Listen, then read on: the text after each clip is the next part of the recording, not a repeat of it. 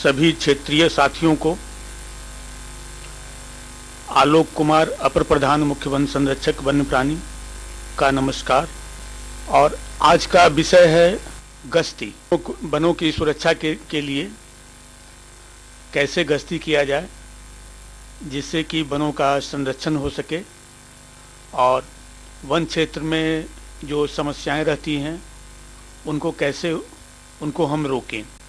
साथियों, मुख्य रूप से हम सभी वन विभाग के अधिकारी हैं और अपने वन्य प्राणी एवं वन क्षेत्र की सुरक्षा करना हमारा प्रथम दायित्व है। जब भी हम वन विभाग की सेवा में आते हैं तो हमारा प्रथम दायित्व है अपने वन क्षेत्र की सुरक्षा करना। वन क्षेत्र में खड़े वनों की सुरक्षा करना, वन्य प्राणियों की सुरक्षा करना और वन क्षेत्र को बचाना। मुख्य रूप से सुरक्षा के अनेकों आयाम हैं, अनेकों पहलू हैं। वनों की अवैध कटाई से सुरक्षा करनी होती है, वनों की अवैध चराई से सुरक्षा करनी होती है, वनों को अतिक्रमण से बचाना होता है, वन क्षेत्र को उत्खनन से बचाना होता है, वन क्षेत्र में अवैध शिकार न हो इसके लिए गश्ती करनी पड़ती है, वन क्षेत्र से वनोपज का अवैध संग्रहण न हो इसके लिए गश्ती करनी पड़ती है। इस तरह से और आप प्रदेश में देख भी रहे हैं कि लगभग सभी क्षेत्र में कहीं पे अवैध कटाई, जहाँ सागौन के क्षेत्र हैं, टीक वाले एरिया में अवैध कटाई की समस्या है। कुछ हमारा प्रदेश का जो निवाड़ का क्षेत्र है, जैसे बड़वानी है, बड़वा है, खरगोन है, सेंधवा है, झाबुआ है, धार है, और कुछ हमारे इधर शिवपुरी है, गुना है, खंडवा है, बुरहानपुर है, जहां अतिक्रमण की समस्या गंभीर है। इसी तरह से कुछ क्षेत्र ऐसे हैं जहां चराई की समस्या गंभीर है। कुछ हमारे मध्य प्रदेश के ऐसे क्षेत्र हैं जो कि संरक्षित क्षेत्र, जो हमारे प्रोटेक्टेड एरिया हैं, टाइगर रिजर्व है, नेशनल पार्क्स हैं, अभ्यारण्य क्षेत्र हैं, उससे लगे हुए क्षेत्र में अवैध शिकार की समस्या काफ़ी है। तो इतनी सारी समस्याएं हैं, इतनी सारी अवैध गतिविधियां हैं। जैसे आपके जहां नदी का क्षेत्र है, चंबल का क्षेत्र है, सोन का क्षेत्र है,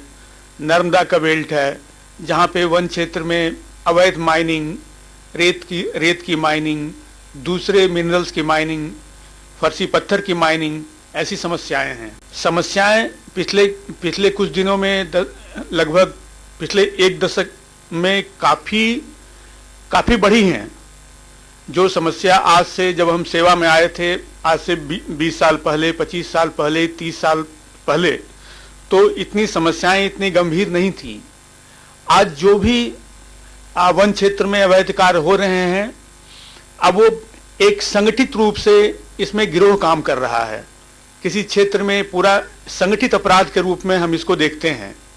किसी क्षेत्र में अपराधी संगठित होके अवैध कटाई कर रहे हैं,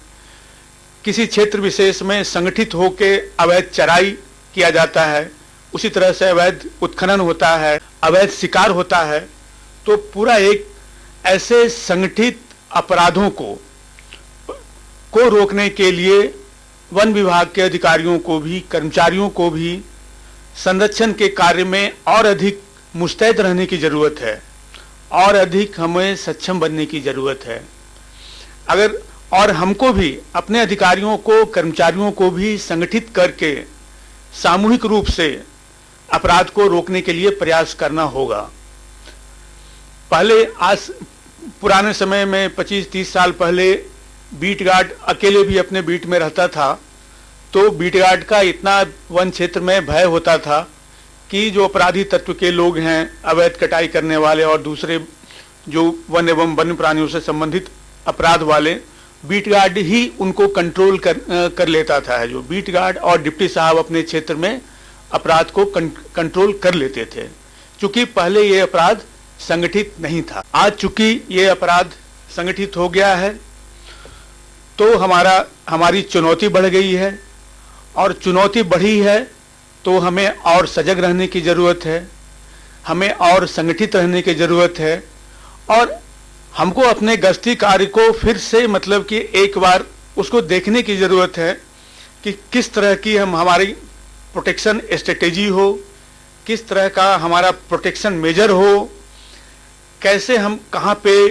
पे हमको संयुक्त रूप से गश्ती करनी है, कहाँ पे गश्ती के लिए हमें क्या संसाधन की ज़रूरत है।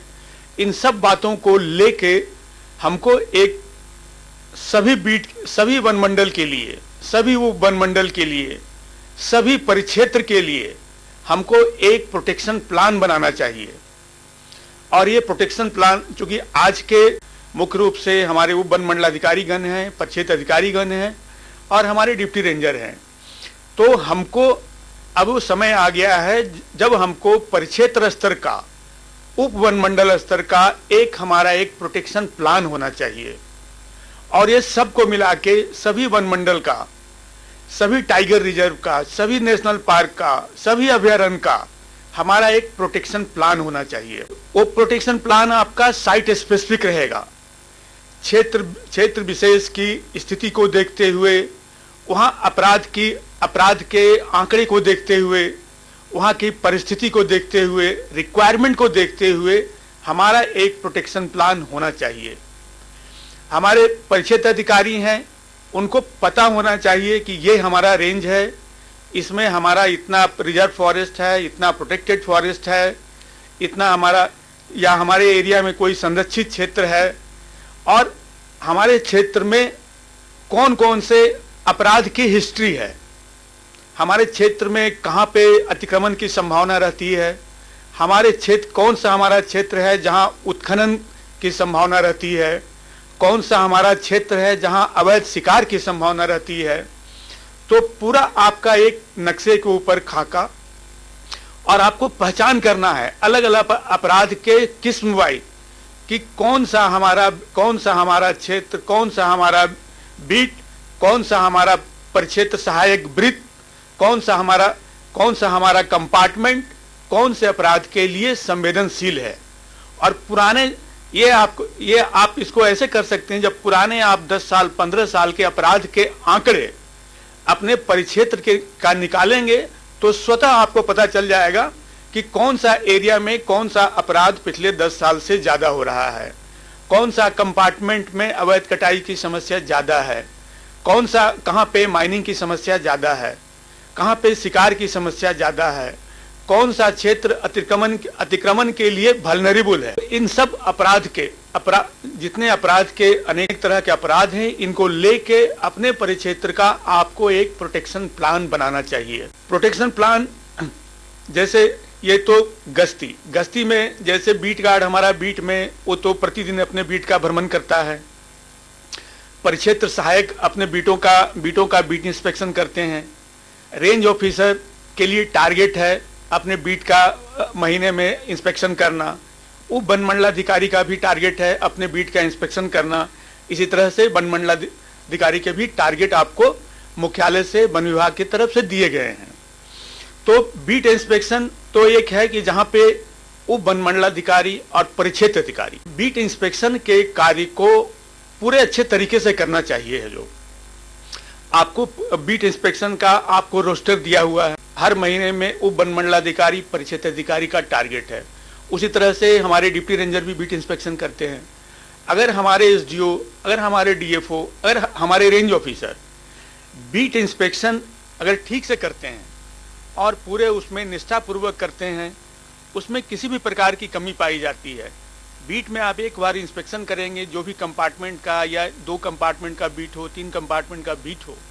अगर पूरा आप अच्छे तरह से स्टाफ के साथ उसका भ्रमण करेंगे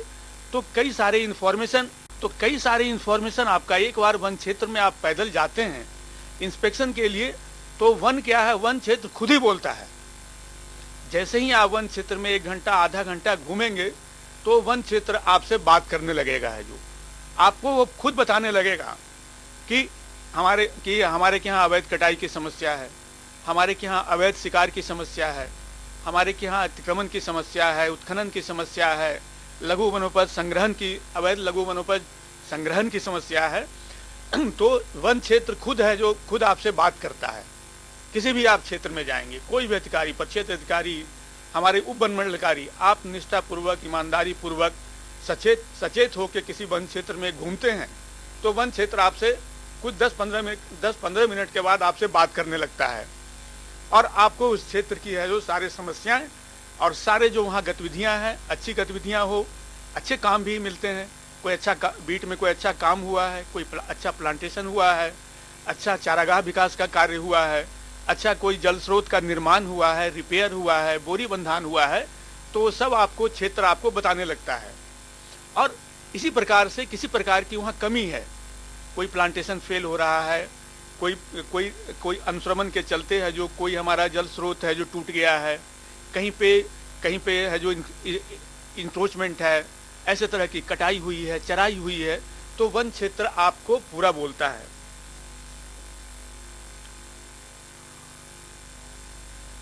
और इसी के आधार पे फिर आप अपनी एक रूपरेखा बनाते हैं कि यहाँ की इस क्षेत्र में क्या समस्या है और इस समस्या को, इस अवैध गतिविधि को रोकने के लिए यहाँ पे क्या उपाय किए जाने चाहिए। जो आपके स्तर के उपाय हैं वो आप करते हैं, जो आपके स्तर से ऊपर के हैं तो अपने वरिष्ठ अधिकारियों को, डीएफओ को, सीसीएफ को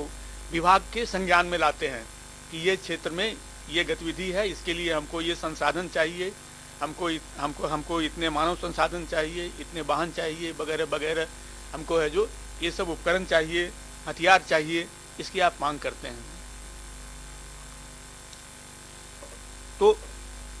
तो बीट इंस्पेक्शन तो एक है,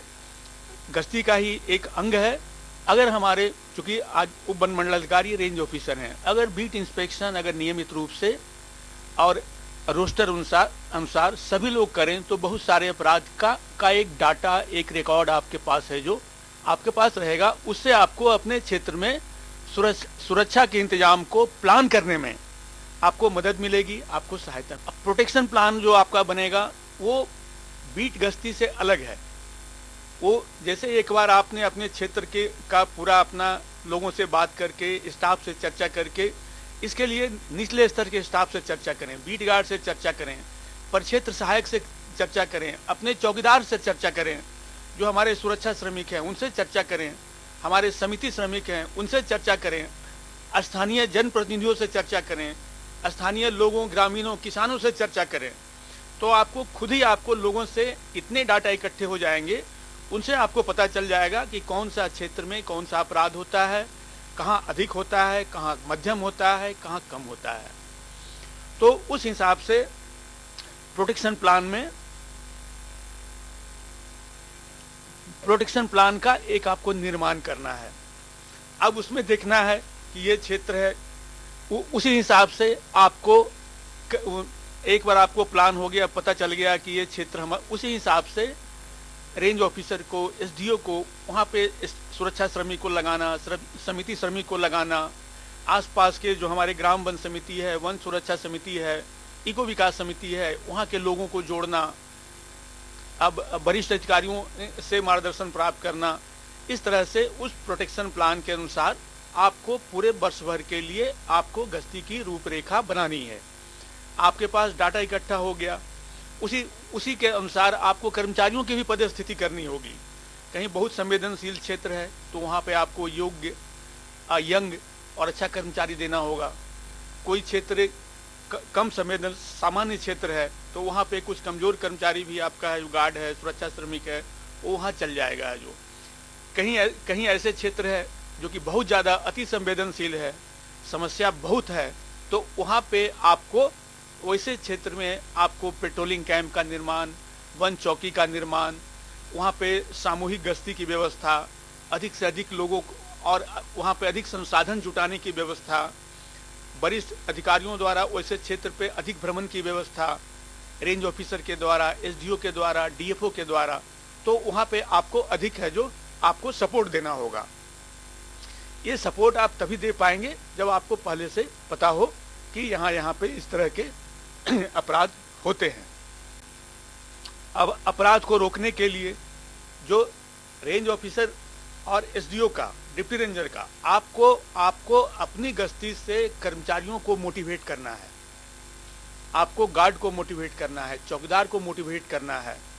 गश्ती में उनको कोई कठिनाई आ रही है, फील्ड स्तर पे कोई कमजोरी आ रही है, तो उसका समाधान करना है। ये समाधान और ये सपोर्ट आप तभी दे पाएंगे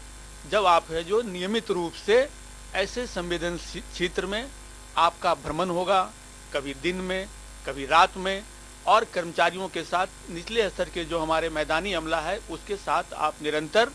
संवाद में रहेंगे, संपर्क में रहेंगे, चर्चा में रहेंगे, क्षेत्र में जाएंगे, खुद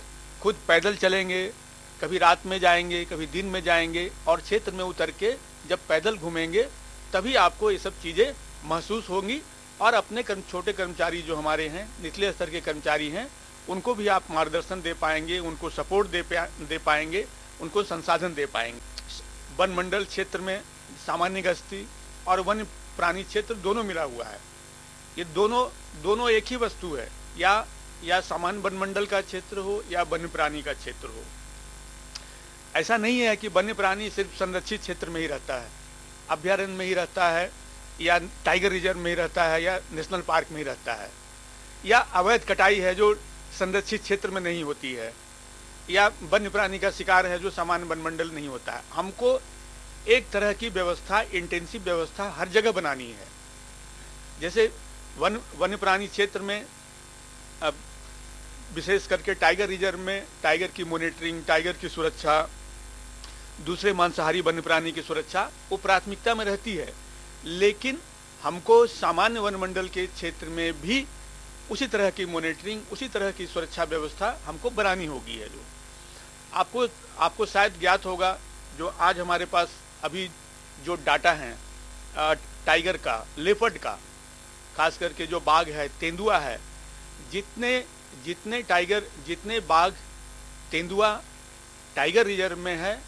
लगभग उसका 1/3 बाघ है जो आपका टाइगर रिजर्व के, नेशनल पार्क के, अभ्यारण्य के बाहर भी है। आजकल विशेष वन्य प्राणी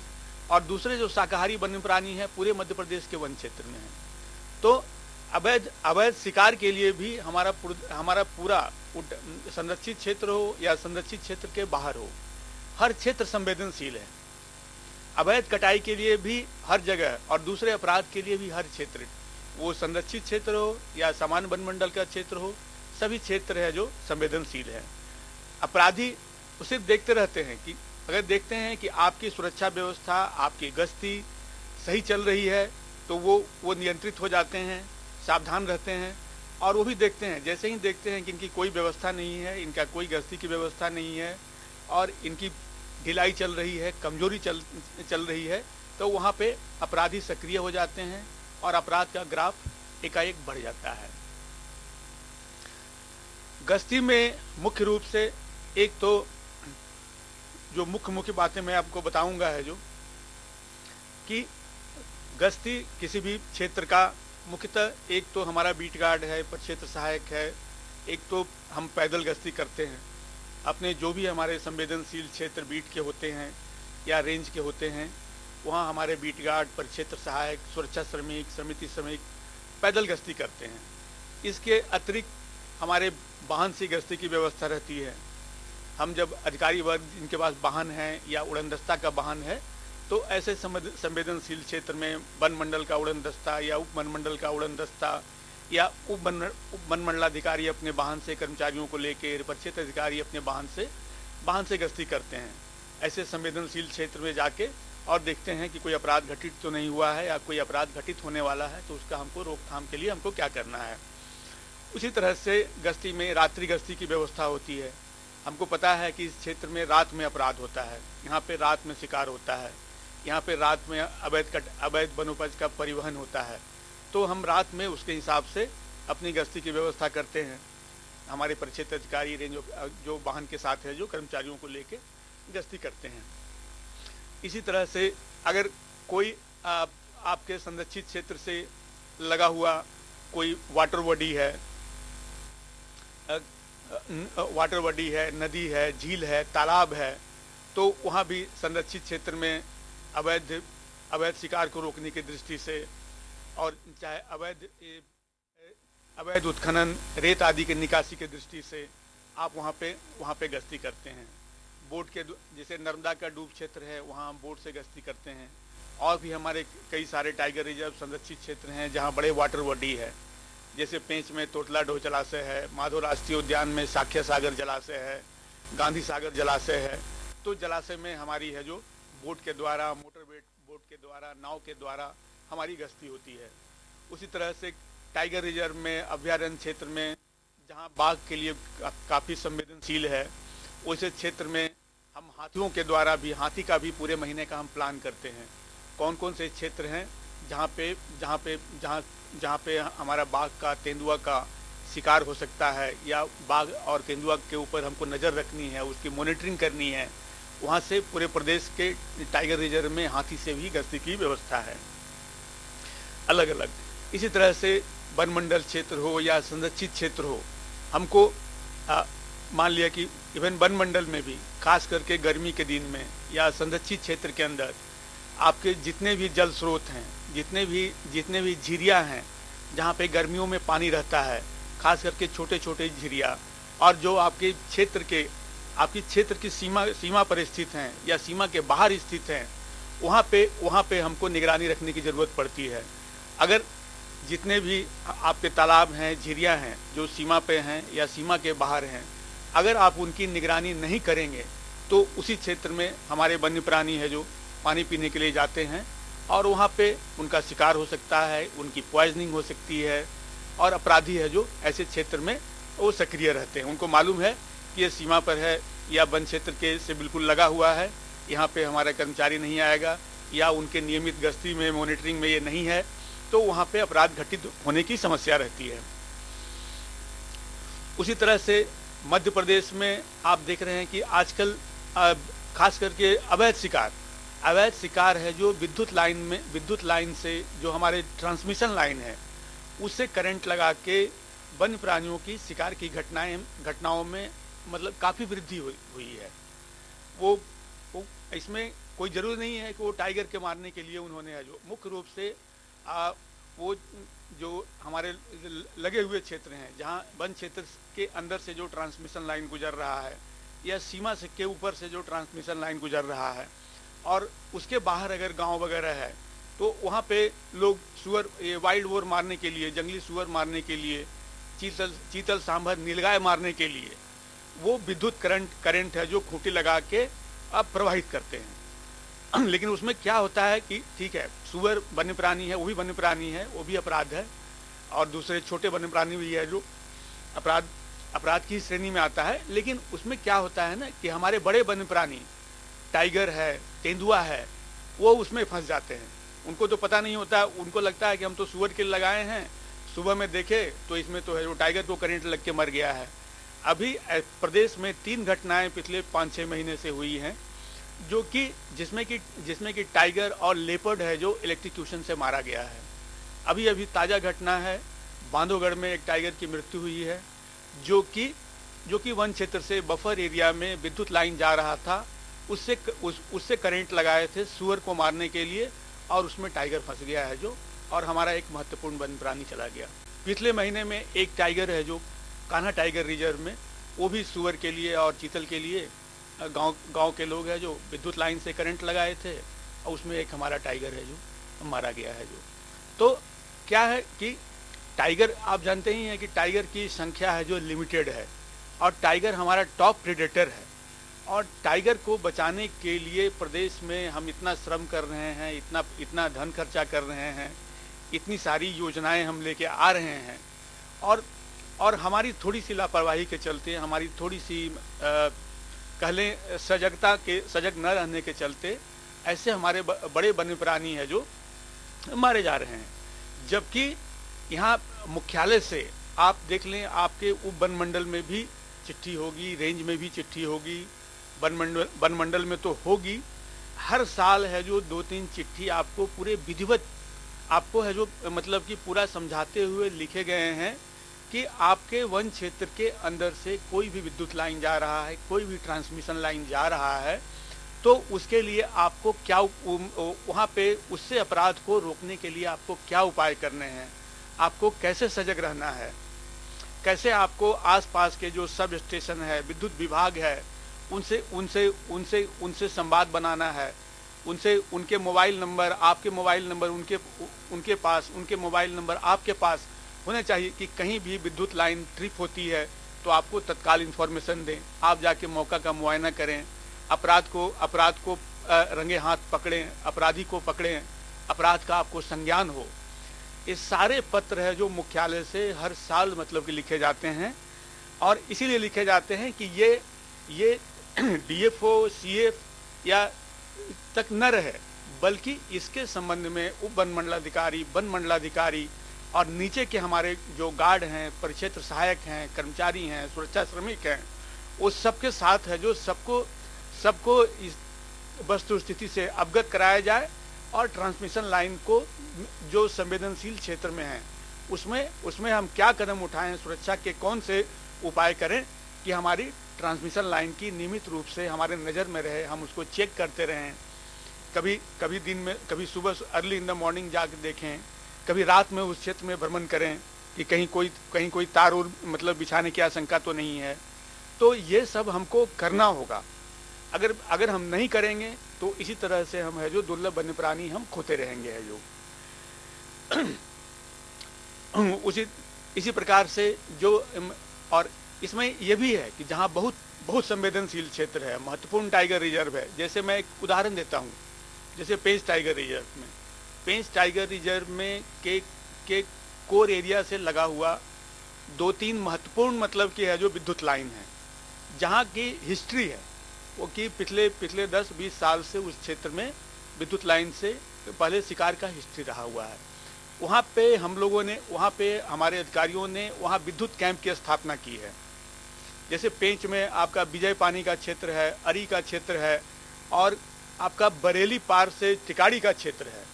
तो इतना संवेदनशील क्षेत्र है, उसका पहचान किया हुआ है, प्रोटेक्शन प्लान में वो नक्शा में मार्क किया हुआ है, और वहाँ पे विभाग ने विद्युत कैंप की स्थापना की है। और विद्युत कैंप में 24 घंटा हमारे एक श्रमिक है जो एक सुबह में और रात में वहाँ पे श्रमिक की व्यवस्था की गई है, और वो श्रमिक है जो उसका और कोई काम नहीं है, और कहीं जाना नहीं है, कहीं आना नहीं है, बस उस गांव के संपर्क में रहना, और जो विद्युत लाइन 10 किलोमीटर 20 किलोमीटर है बस उसको देखते रहना कि इससे कोई तार तो नहीं लगा रहा है,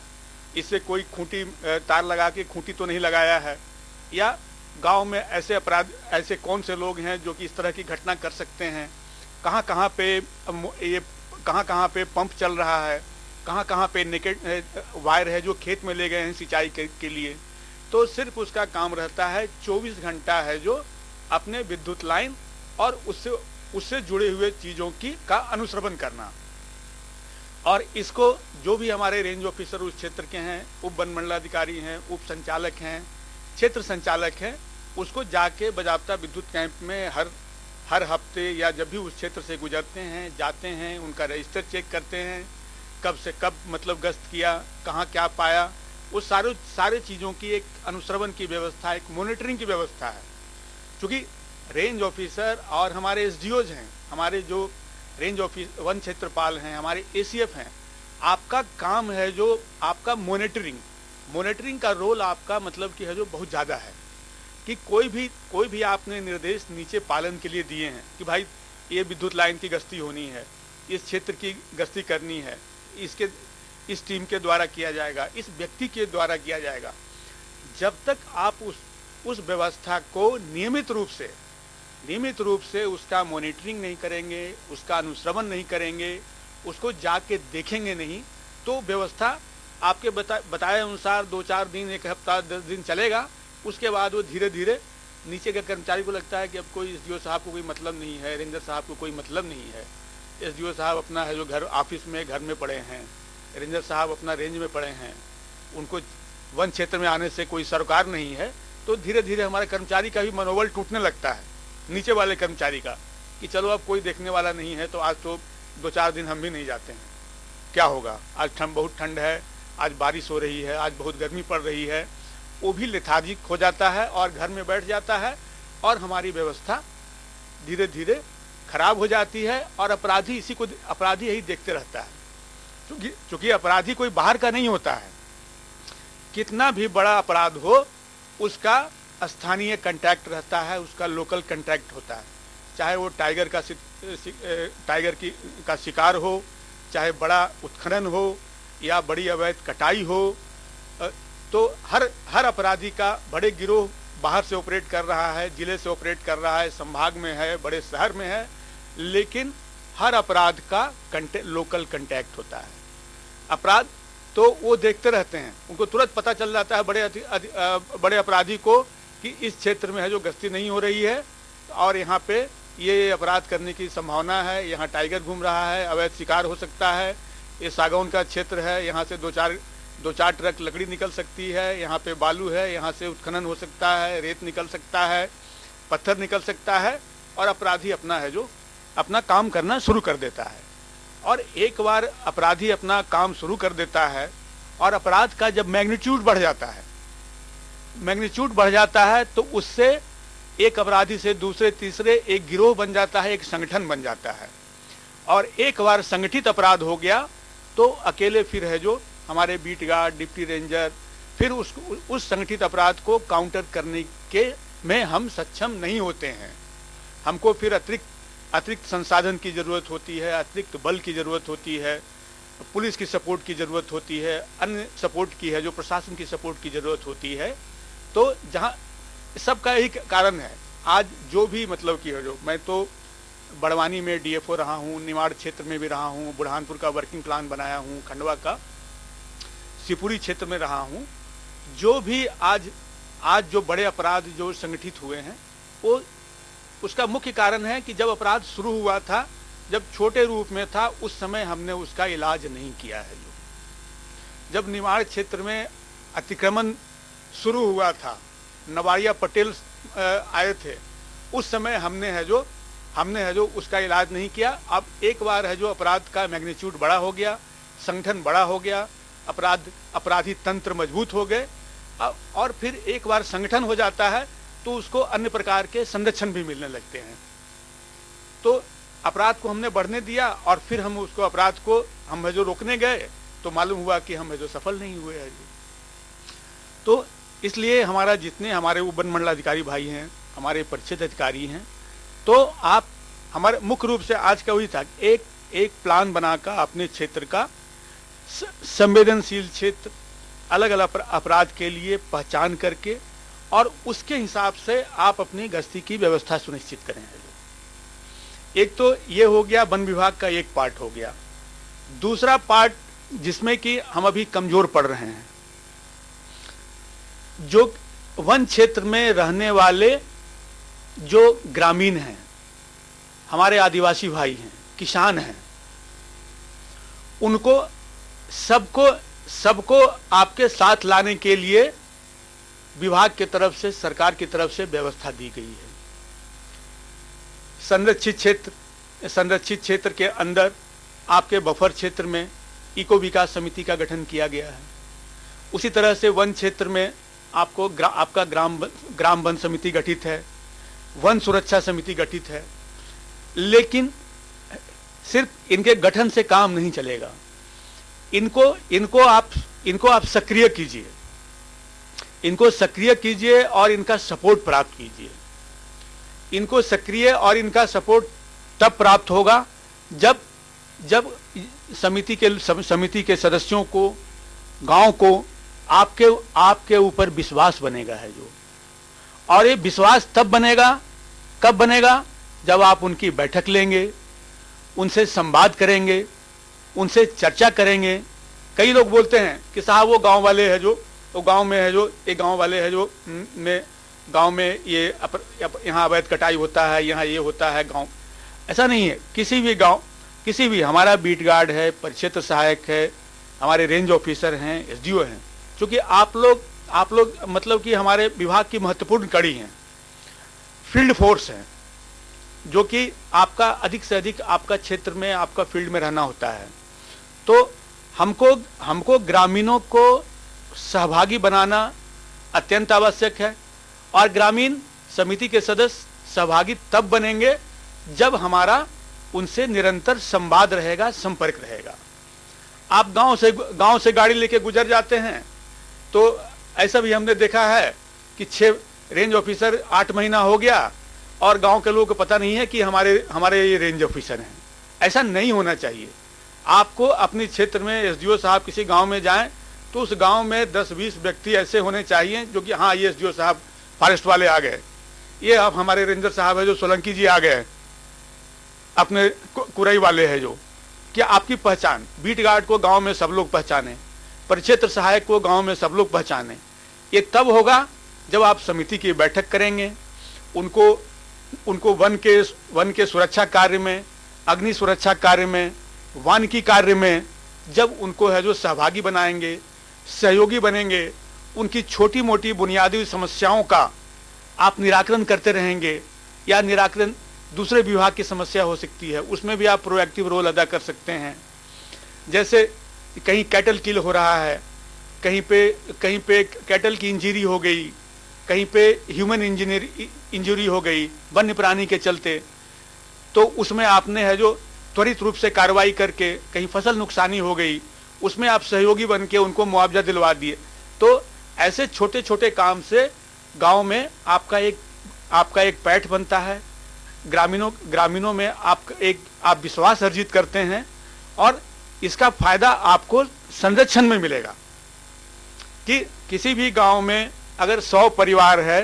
तो आपको 2-4 परिवार ऐसे होंगे जो कि उस एरिया में कोई अपराध होता है या होने की संभावना है, अगर आपके संवाद रहेंगे, संपर्क रहेंगे, संबंध रहेंगे तो आपको निश्चित रूप से धीरे से आपको बता देंगे कि साहब आज ऐसा लगता है कि है जो यहाँ पे शिकार हो गया है, या यहाँ पे कटाई हो गई है, और यहाँ पे चराई हो गई है, या ऐसे संदिग्ध लोग क्षेत्र में घूमते हुए देखे गए हैं। ये तब होगा जब आपका संपर्क रहेगा। तो इस पे ग्रामीणों को जोड़ने के लिए, मुखबिर तंत्र को जोड़ने के लिए भी ये भी एक गश्ती का ही रूप है कि आपके पास कितने मुखबिर हैं, आपका कितने लोगों से संपर्क हैं। स्थानीय जनप्रतिनिधियों के साथ भी आपका संपर्क होना चाहिए। उसमें भी आपको कुछ अच्छे लोग मिलेंगे जो कि आपकी गश्ती को फैसिलिटेट करेंगे, आपकी गश्ती में आपको मदद करेंगे। और ये तभी होगा जब आप चेतन अवस्था में रहेंगे। हमारे सभी वन मंडलाधिकारीगण, हमारे सभी परिक्षेत्र अधिकारीगण जब चेतन अवस्था में रहेंगे, सचेत रहेंगे, तो इस सारी व्यवस्था का आप निर्माण कर सकते हैं। ऐसा कोई कठिन काम नहीं है जो कि हमारे फॉरेस्ट ऑफिसर करने में सक्षम नहीं है। आप सब काम कर सकते हैं। और आप में और जितना वन विभाग में अनुशासन है, निष्ठा है, ईमानदारी है, और इतना हम लोग और सब लोग डिसिप्लिन है, अनुशासन है, संगठन है, हम चाहें तो अपने क्षेत्र में अवैध अपने वन क्षेत्र को अवैध कटाई से, अवैध शिकार से, अन्य अपराधों से मुक्त रख सकते हैं। और जहां संगठित है अपराध, अगर का मैग्नीट्यूड बड़ा है तो वहां पे पूरे वन मंडल के लोग इकट्ठा होकर उसको कम्बैट करते हैं, पूरे सर्किल के लोग इकट्ठा होकर उसको कम्बैट करते हैं। तो यही हमको आपको देखते रहना है।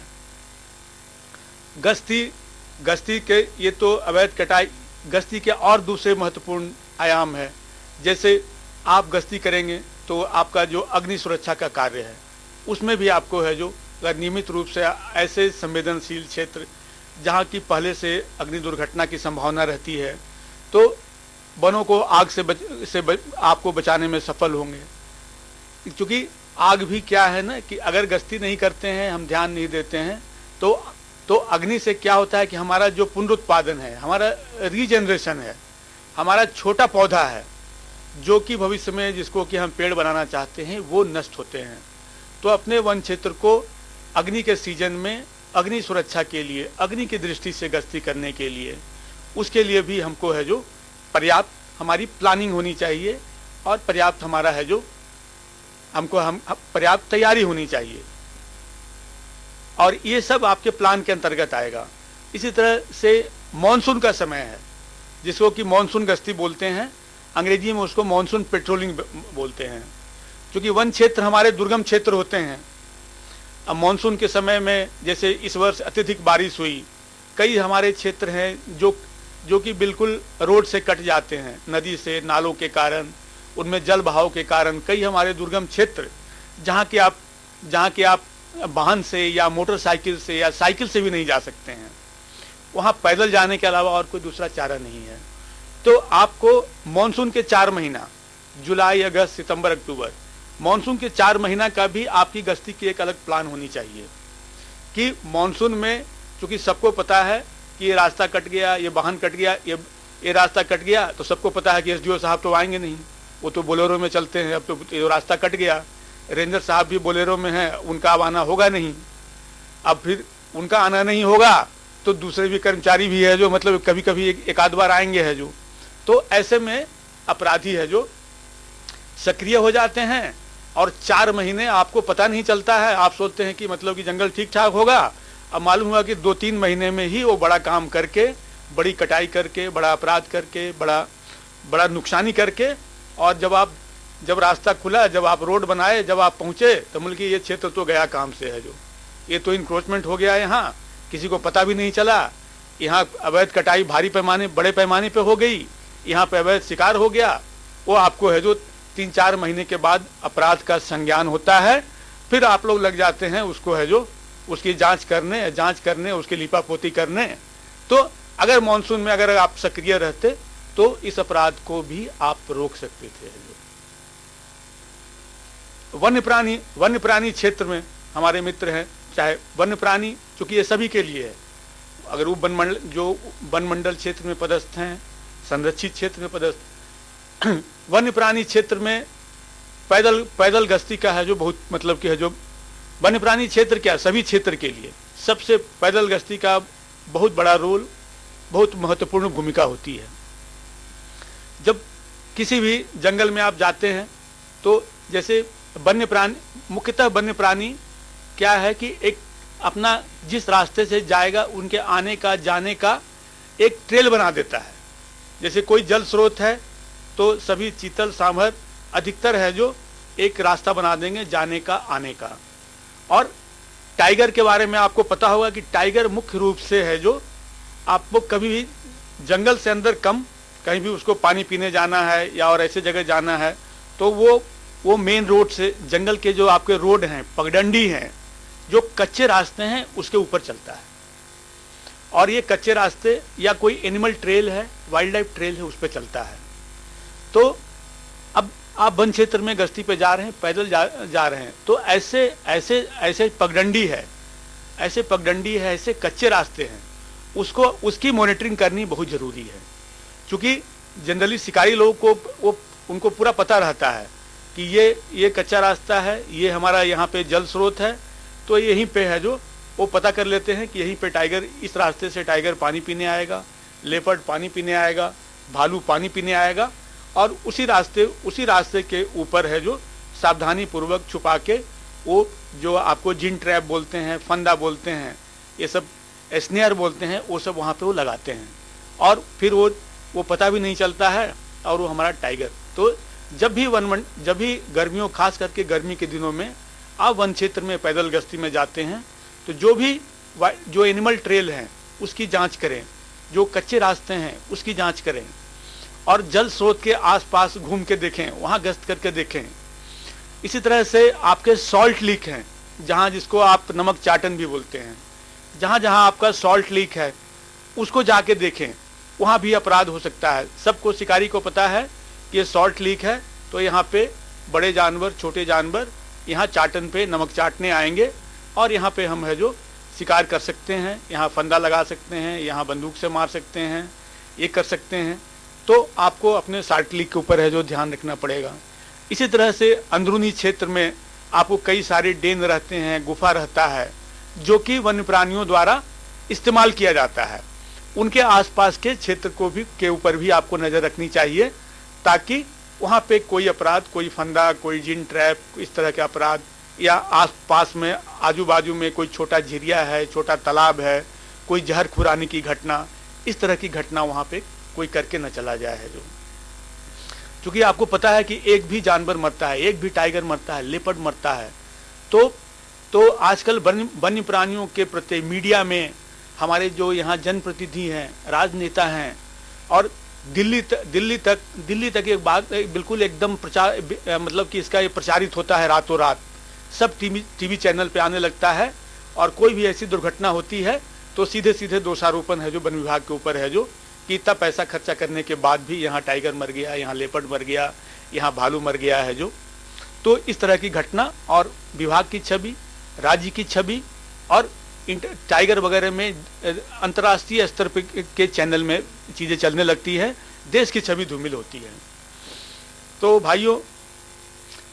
गश्ती के लिए हमें बिल्कुल सजग रहने की ज़रूरत है। और जो अधिकारी हैं, हमारे परिक्षेत्र अधिकारी, उप वन मंडलाधिकारी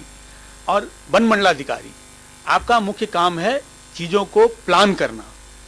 आप तो खैर जाएंगे, आप डेली बीट गार्ड की तरह आप फील्ड में नहीं रहेंगे है जो, गश्ती करते हुए, पैदल चलते हुए। आप तो महीने में 5 दिन, 10 दिन, 15 दिन, जो भी मतलब कि आपकी सामर्थ्य है, आपका ये है, आपको फुर्सत मिलता है, उस हिसाब से आप वहाँ जाएंगे, गश्ती करें, स्वयं करेंगे, और पहले जो कर्मचारियों के द्वारा जो गश्ती की गई है उसको मॉनिटर करेंगे, उसको मार्गदर्शन देंगे, उसको निर्देश देंगे। लेकिन प्लानिंग प्रोसेस में आपकी भूमिका अत्यंत महत्वपूर्ण है। आप जैसा अपने परिक्षेत्र के लिए, जैसा आप उप वन मंडल के लिए एक गश्ती का प्लान बनाएंगे, प्रोटेक्शन प्लान बनाएंगे, और उस प्लान के अनुसार आप लोगों को लगाएंगे, व्यवस्था करेंगे, मानव संसाधन की व्यवस्था करेंगे, कहाँ पे किसको कैसे लगाना है, कहाँ पे एक आदमी गश्ती करेगा, कहाँ पे 2 करेंगे, कहाँ पे 5 लोग रहेंगे, कहाँ पेट्रोलिंग कैंप होगा, कहाँ विद्युत कैंप होगा, कहाँ बैरियर होगा, कहाँ जांच होगा। ये प्रोसेस में आपका है जो बड़ी ही महत्वपूर्ण भूमिका है। और ये प्रोसेस आप तब ठीक ढंग से कर पाएंगे जब अपने क्षेत्र का पूरा आपको ज्ञान हो, आपको पूरे अपने क्षेत्र की टोपोग्राफी का ज्ञान हो, अपने वनों का ज्ञान हो, आपके क्षेत्र में अलग अलग भिन्न प्रकार के शाकाहारी मांसाहारी वन्य प्राणियों के रहवास का ज्ञान हो, उनके विचरण का ज्ञान हो, और आपके क्षेत्र में पिछले 10 साल से जो भी वन अपराध हुए हैं उसका डाटा आपके पास हो, उसका विश्लेषण आपके पास हो। तब आप एक मजबूत प्लान बना के और उसके अनुसार से अपने कर्मचारियों को, अपने जो भी आपके हैं उसको आप क्षेत्र में लगाएंगे। ये तो आपने प्लान करके लगा दिया, अब वो तब इफेक्टिव होगा जब as a range officer, as a sub divisional forest officer आप नियमित रूप से उसका अनुश्रवण करेंगे है जो, अपने खुद के एग्जाम्पल से अपने कर्मचारियों को, अधीनस्थ कर्मचारियों को मोटिवेट करेंगे है जो। तो आपका जो अनुश्रवण वाला रोल है वो बहुत ही महत्वपूर्ण रोल है। जहां भी हमारे एसडीओ, रेंज ऑफिसर जिनको रुचि है, जो अच्छे से बीट इंस्पेक्शन करते हैं, क्षेत्र में जाते हैं, कर्मचारियों के साथ संवाद करते हैं, ये करते हैं, वहाँ की व्यवस्था आपको अलग दिखेगी कि हाँ व्यवस्था है जो। यहाँ पे आपको वरिष्ठ अधिकारी, कोई सीसीएफ जाता है या डीएफओ जाता है तो उसको क्षेत्र में घुसते पता चल जाता है कि हाँ लग रहा है कि यहाँ कोई तंत्र है जो वेल वाइल्ड है, जो मशीन है जो यहाँ पे काम कर रहा है। तुरंत एक बार में, जैसे हम लोग को तो एज ए सीसीएफ अभी 6 महीने 8 महीने तक मैं फील्ड में ही थे, तुरंत पता चल जाता है कि हाँ यहाँ के हमारा रेंज ऑफिसर है जो इसकी व्यवस्था है जो इसने सही की है। यहाँ पे हमारे एसडीओ साहब ने है जो मतलब की है जो खुद मतलब की है जो परिश्रम करके अपनी व्यवस्था को उन्होंने सुचारू पूर्वक बनाया है, ये तुरंत स्पष्ट हो जाता है। और जहाँ कोई ध्यान नहीं दे रहा है, घुसते के साथ आपको लग जाएगा कि अरे ये कहाँ आ गए, यहाँ तो पूरी व्यवस्था है जो बिल्कुल लचर लग रही है। कहीं जा रहे हैं न बीट गार्ड मिल रहा है, न सिपाही मिल रहा है, न सुरक्षा श्रमिक मिल रहा है, न समिति श्रमिक मिल रहा है। और जहाँ जाओ वहाँ जानवर है जो गाय भैंस चर रहे हैं, कहीं कटाई हो रही है, कहीं कुल्हाड़ी की आवाज़ आ रही है, तो जंगल सब बता देता है। क्योंकि आप वरिष्ठ अधिकारी हैं, परिक्षेत्र अधिकारी, राजपत्रित अधिकारी हैं, सब डिविजनल ऑफिसर हैं, तो आपकी भूमिका, आपकी जवाबदेही गश्ती की व्यवस्था को सुदृढ़ करने में, गश्ती की व्यवस्था को कारगर करने में, महती भूमिका है। बल्कि हम तो कहेंगे कि अगर मतलब कि हमारे रेंज ऑफिसर, हमारे सब डिवीजन, जो हमारे एसडीओ फॉरेस्ट हैं, अगर वो अपनी व्यवस्था को, अपनी तंत्र को अगर सही ढंग से चलाएं, तो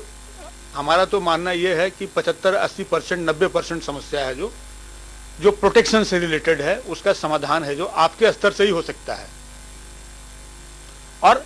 यही है कि आपको सपोर्ट चाहिए। आप जब सजग रहेंगे, जब आपको संज्ञान में रहेगा हर चीज, आपके ज्ञान में रहेगा हर चीज, तब तो आप कोई चीज आप बताएंगे। जब आपको कुछ पता ही नहीं है अपने क्षेत्र का, तो अपने डीएफओ को भी क्या बताएंगे कि साहब हमको क्या चाहिए, हमको बंदूक चाहिए, हमको गोली चाहिए, हमको कैमरा ट्रैप चाहिए, हमको ये चाहिए, हमको आदमी चाहिए। तो ये है कि भली भांति इसको अच्छे से करना है। और चूंकि हमारा ये प्राथमिकता है और मुख्य दायित्व है, बाकी वन विभाग ये भी बात आती है, फील्ड में जाते हैं, हमारे अधिकारी बोलते हैं अरे साहब है जो मतलब 100 काम है। ठीक है, 100 काम है। कोई वो बता रहा है कि साहब वो प्लांटेशन भी करना है, वो आरडीएफ भी करना है, मार्किंग भी करनी है, रोड भी बनवाना है,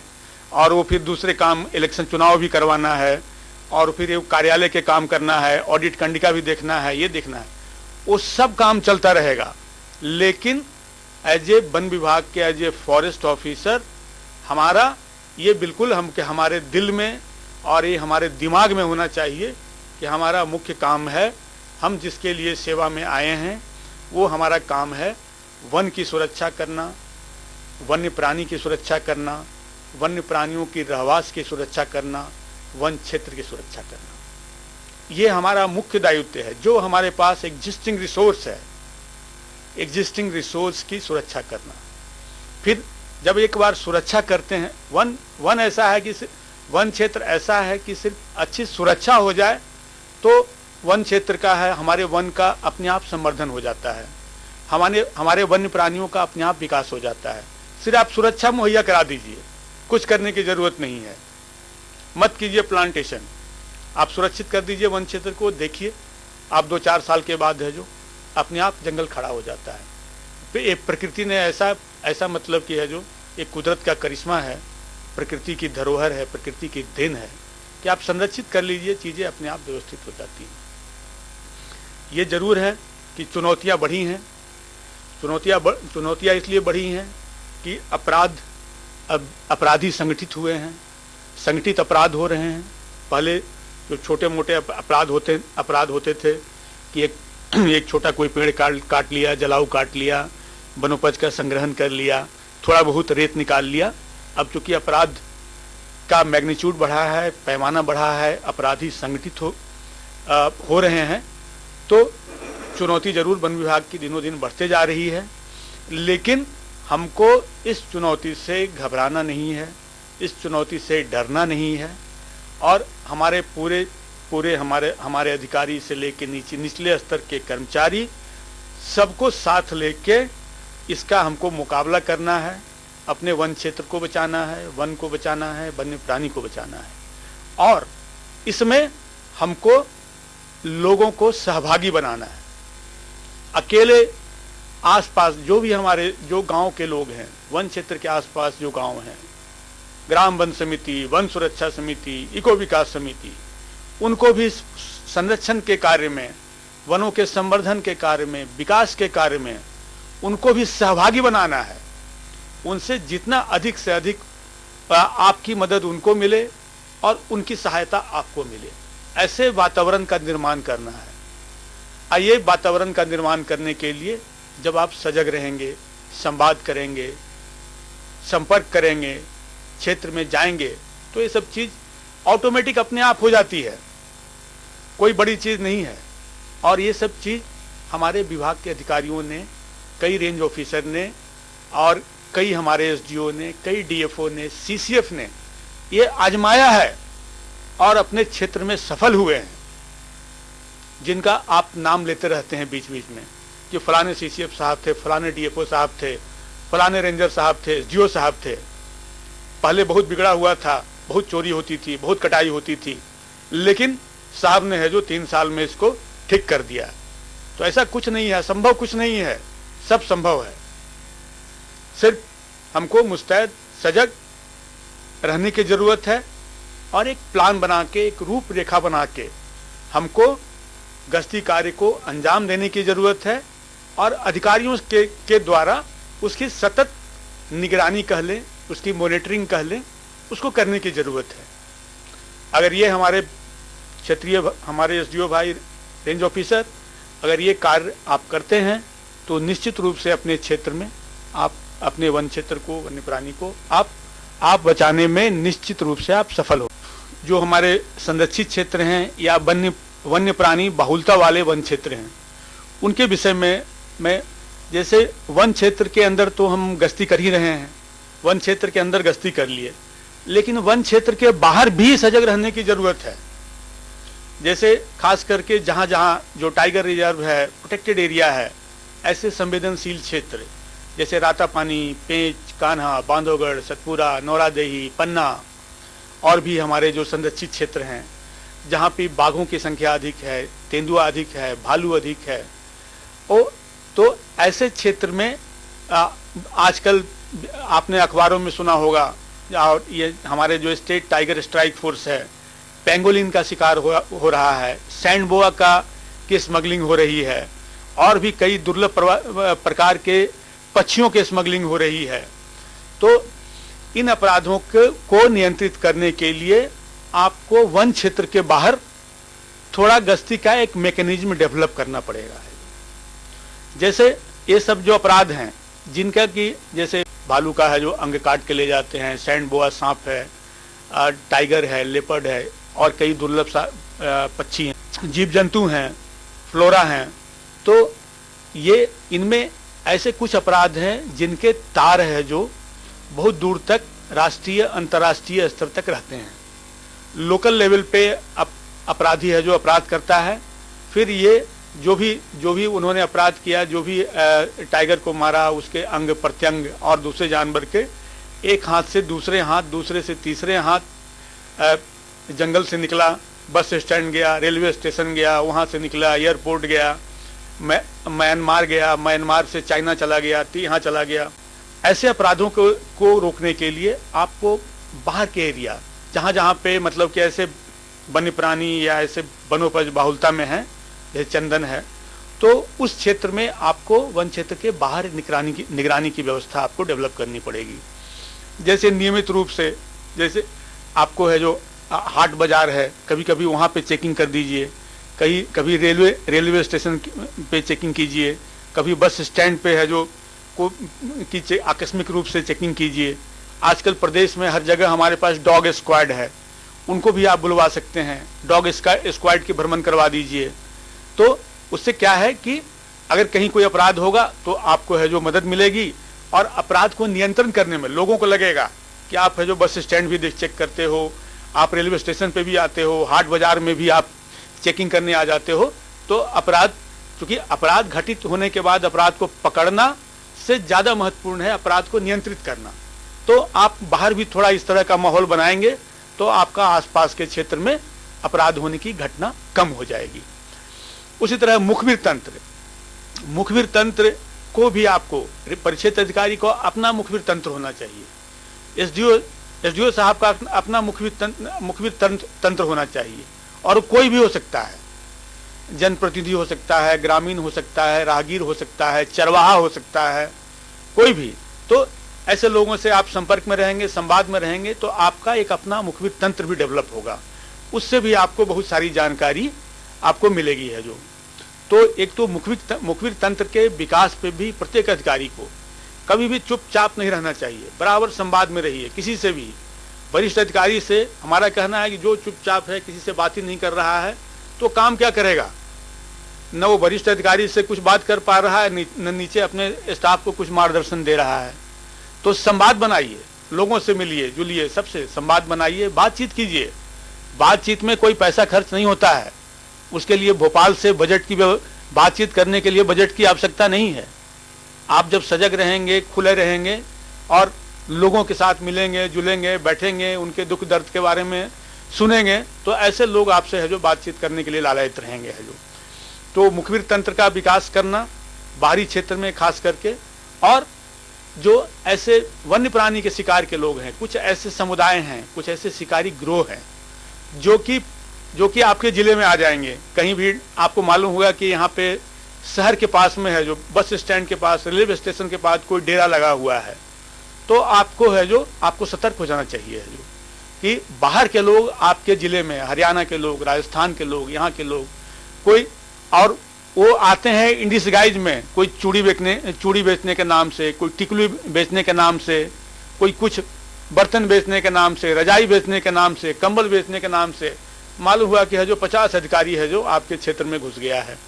और आप आउट बजाबता डेरा लगा हुआ है, आपने देखा भी, आप गुजर गए, आपको कोई बताया भी साहब कि बाहरी लोग आए हुए हैं और आपने ध्यान नहीं दिया,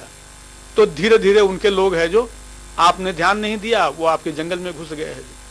और काम करके आ गए और धीरे से फिर है जो डेरा मालूम हुआ कि 15 दिन में गायब हो गया। वो अब उन्होंने अपना काम कर लिया जो करना था, भालू को मारना था या सैंडबोआ को मारना था, पेंगोलून को ले जाना था,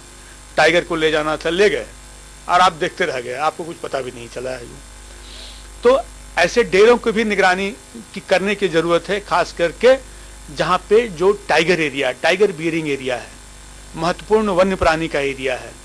जहाँ पे पहले से आपका हिस्ट्री रहा है, इतिहास रहा है कि इस क्षेत्र में इस तरह की अपराध होती है, और जहाँ के डेरे आते रहते हैं और जाते रहते हैं, तो हमको उनकी भी ध्यान जाके देखना, चेक करना, कौन हो भाई, कहाँ से आए हो, क्या काम हो, उनके सामान वगैरह है उसको चेक करके देख लीजिए कहीं इसमें क्या क्या क्या रखा है। कोई भी डेरा आपके ज़िले में, वन मंडल में आता है तो उनका पहला है कि नज़दीकी थाना को इसने इन्फॉर्म किया है कि नहीं किया है। कई सारी चीज़ें हैं, लेकिन सिर्फ आपकी और आपके अधीनस्थ कर्मचारियों की सजगता की ज़रूरत है। अगर ये सब उपाय आप करते हैं तो आप निश्चित रूप से आप सफल होंगे। हमारी मंशा थी कि आपको सचेत करना है, जो आपको ये करना, आपको सेंसिटाइज करना, सचेत भी उचित शब्द नहीं होगा, कि आपको सेंसिटाइज करना, ताकि प्रोटेक्शन को आप अपना प्रथम दायित्व मान के और पूरे प्लान्ड वे में है जो योजना बना के और प्रभावी रूप से आप कार्य करें, ताकि अपने वन क्षेत्र को, वन्य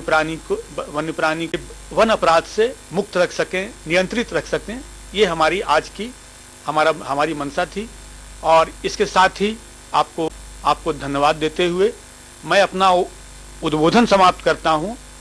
अनुरोध रहेगा कि आप अपनी बात रख सकते हैं, क्योंकि आपका ये मुख्य दायित्व है।